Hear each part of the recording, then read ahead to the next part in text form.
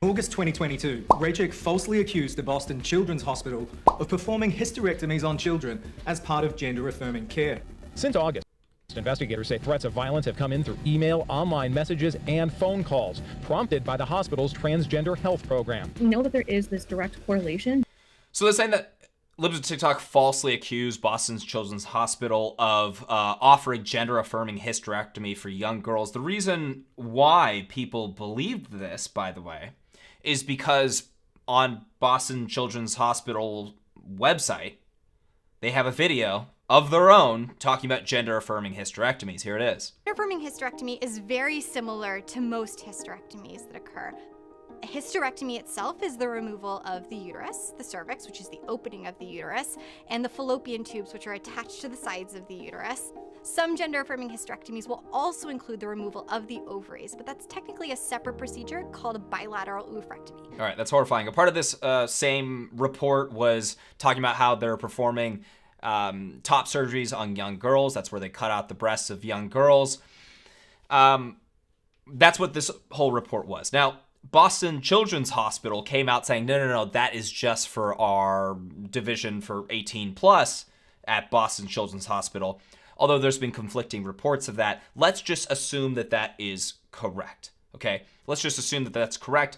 They didn't mention, the reason why there's a problem with that argument is they didn't mention that in this video.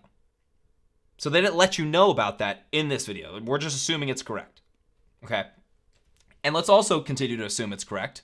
They still offer multiple other surgeries for children and advertise it under the age of 18. Now, this guy with the accent that we're supposed to, anybody with an accent, you can't lie. That's how Americans look at him. He's the voice of authority in this situation. He's talking about how there were threats made against the hospital.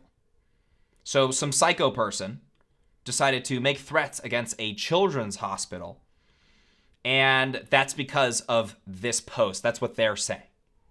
But there's no call to action on this. You're simply reporting on what a children's hospital does. Gender health program. We know that there is this direct correlation between being mentioned on this account and the targets of those tweets experiencing harassment, threats, and even acts of violence.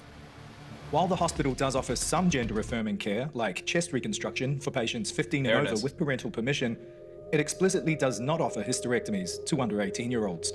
Again, they did not mention that in this video. So if anything, that's on them for not mentioning that with a video with a Boston Children's Hospital logo down at the bottom right-hand side. Again, we're just assuming that's correct. They still do the other surgeries on children. And for some reason, this is a win for in this video, they're seeing this as a win. They're saying, oh, well, Boston Children's Hospital said that they don't do this. But they do all these other surgeries. But they found some gray area where they are saying that they don't do the hysterectomies. Okay, so first of all, a call to action, a call towards violence, that is very key when it comes to who is responsible for what. This lady in the video is saying that there's a direct correlation for the post and for somebody doing a violent act. By that logic, you can't talk about anything. That's somewhat controversial because then you have someone like this saying that, well, people figured out about it, therefore they got angry about it, therefore someone did something crazy. You can't talk about anything at that point.